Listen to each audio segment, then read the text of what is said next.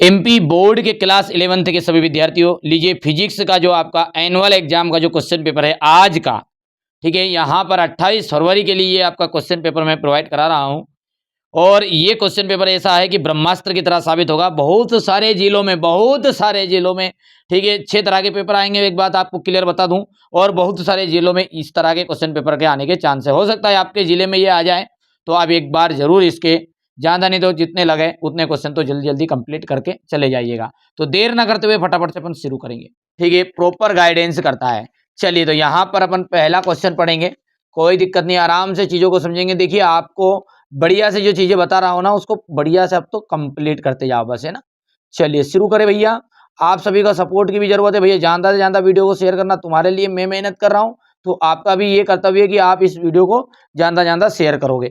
निम्नलिखित में से किस युग्म की विमाएं समान होती है? देखिए, ऐसा कौन सा युग्म है जिसकी विमाएं समान होती है? तो प्रतिबल और विकृति दोनों की जो विमाएं है वो समान होगी। अच्छा, इनकी विमाएं कितनी होती है? तो इसकी विमाएं एम एल इनवर्स टी की पावर -2।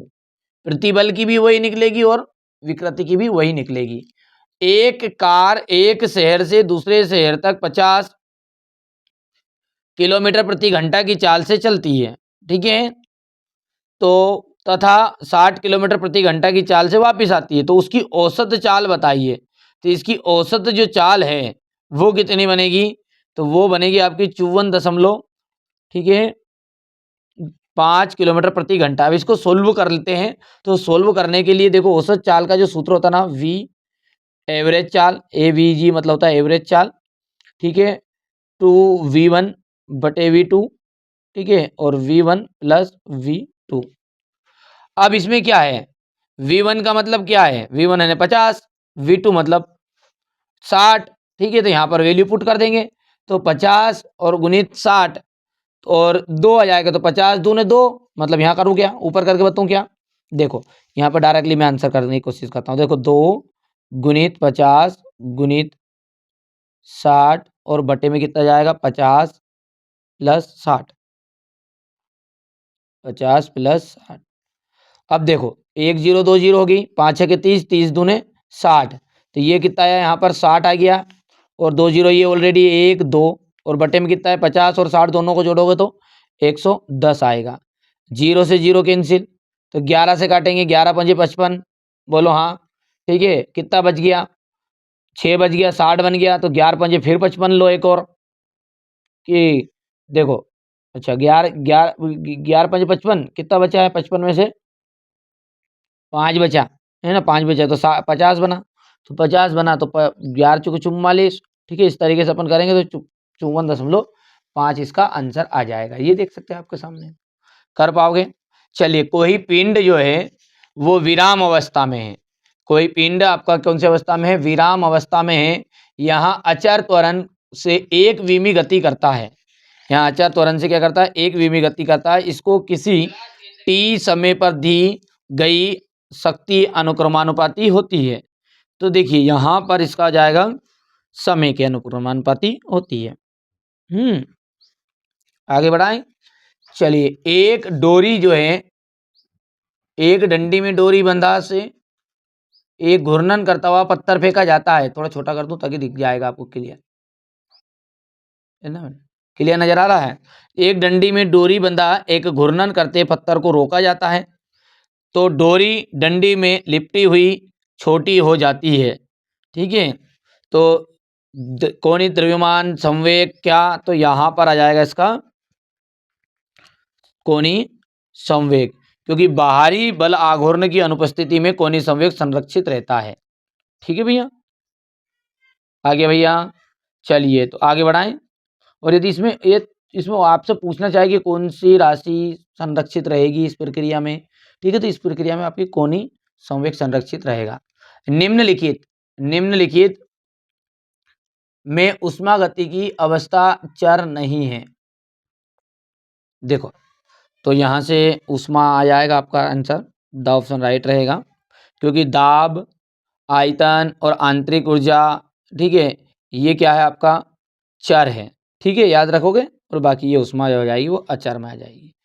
अप्रगामी तरंग में दो क्रमिक प्रस्पंदों के बीच की जो दूरी होती है वो कितनी होती है? तो यहां से, ठीक है, ध्यान रहेगा, ठीक है, आधी होती है मतलब। याद रहेगा।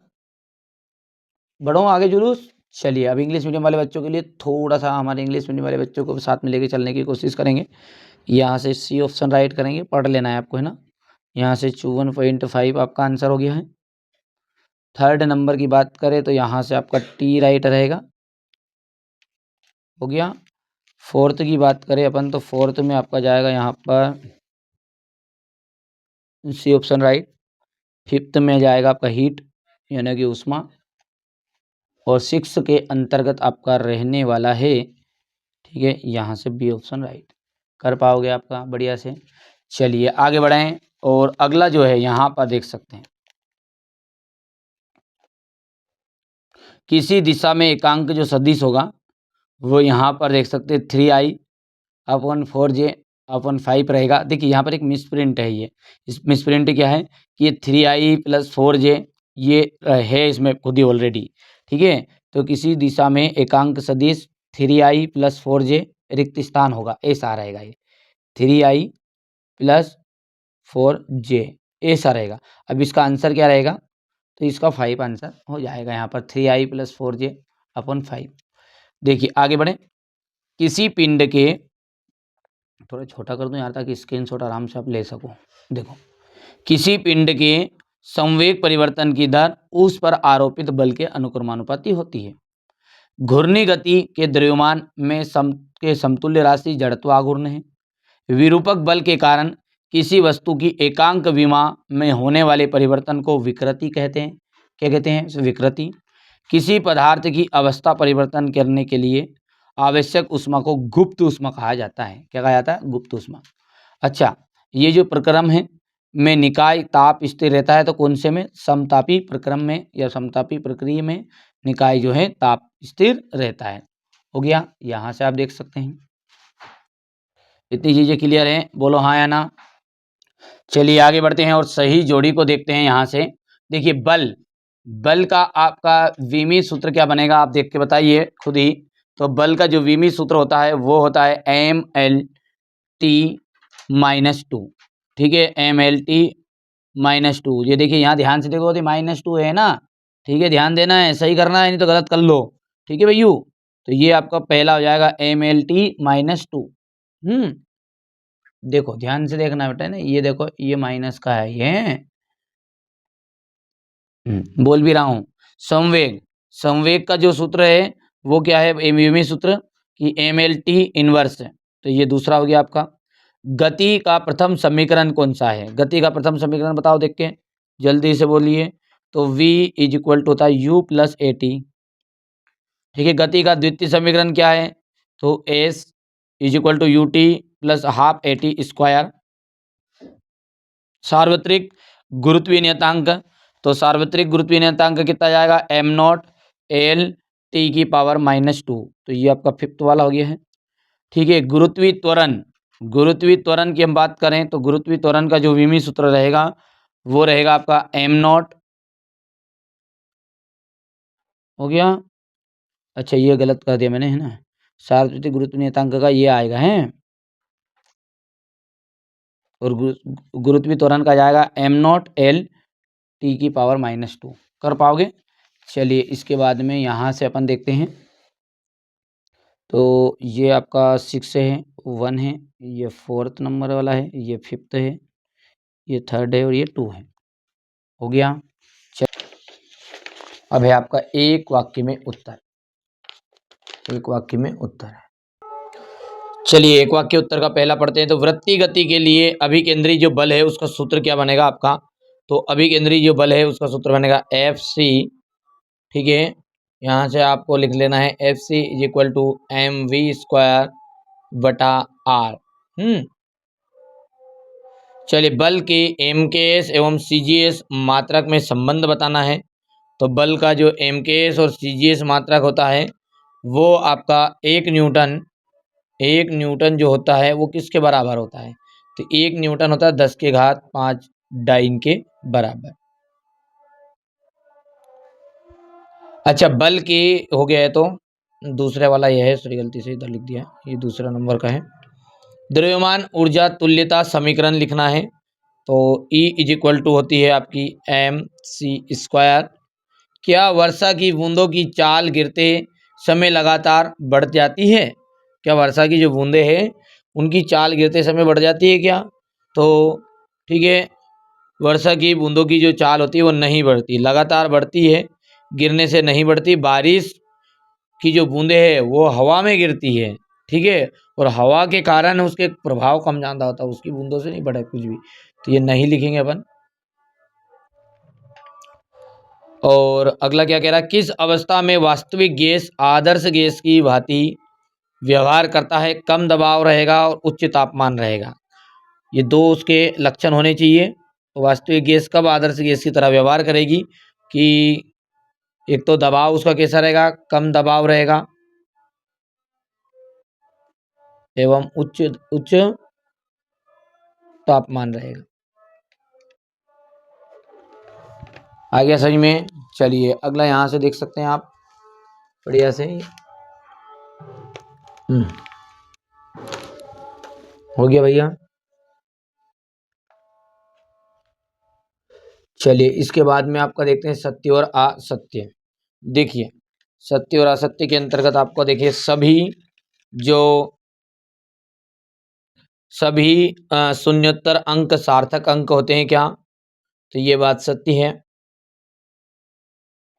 ठीक है, कि किसी भी माप में शून्य के अलावा सभी अंक जो होते हैं सार्थक अंक माने जाते हैं।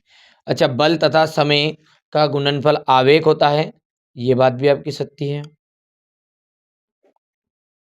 ठीक है, आवेग बराबर ही होता है बल इंटू समय, जो कि अपन ने यहाँ पर ये उस समय पढ़ा था, ये रिक्त स्थान का जब लिखा है, आवेग बराबर ही बल इंटू समय। किसी दो पिंडों के प्रत्यास्थ संघट्ट में प्रत्येक पिंड का संवेग व ऊर्जा संरक्षित नहीं रहती है क्या?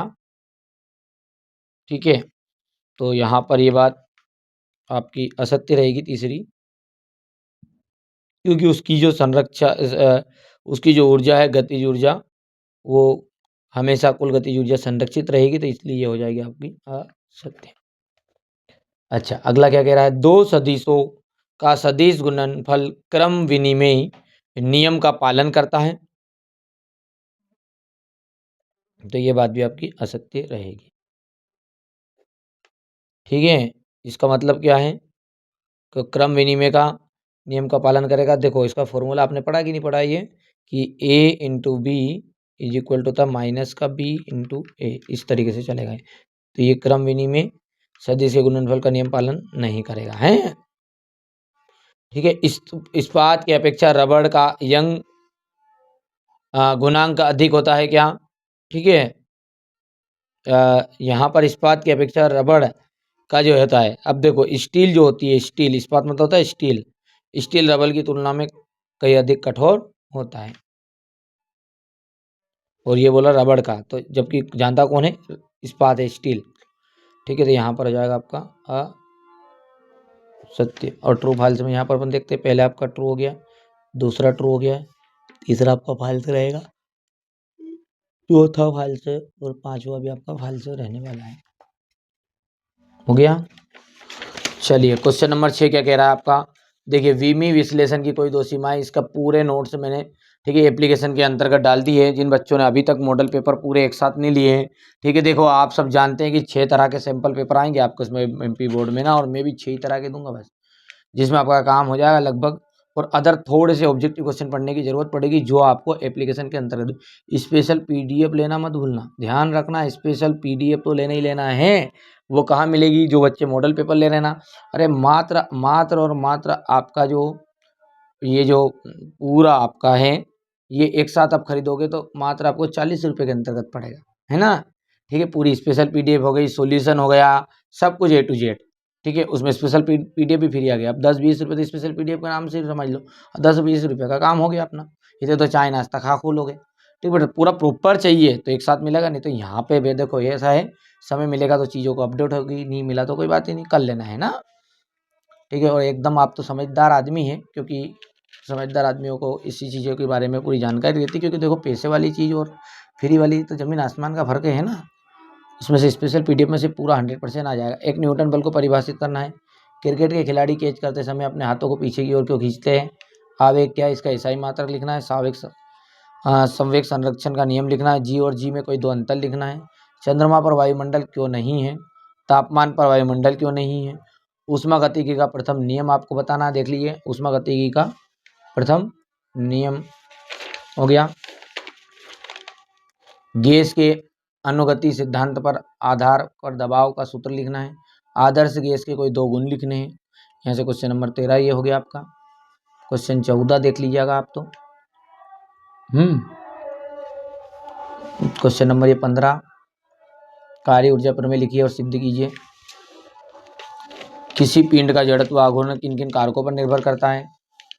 स्टील रबड़ में कौन सा अधिक प्रत्यास्थ है? गणितीय सूत्र द्वारा सिद्ध कीजिए। पानी की बूंदे के अंदर अतिरिक्त दाब का व्यंजक लिखना है। अनुप्रस्थ और अनुदैर्ध्य तरंग में 4 अंतर लिखिए। सरल लोलक क्या है? ये देख सकते हैं यहाँ पर करके जाना है भैया, है ना।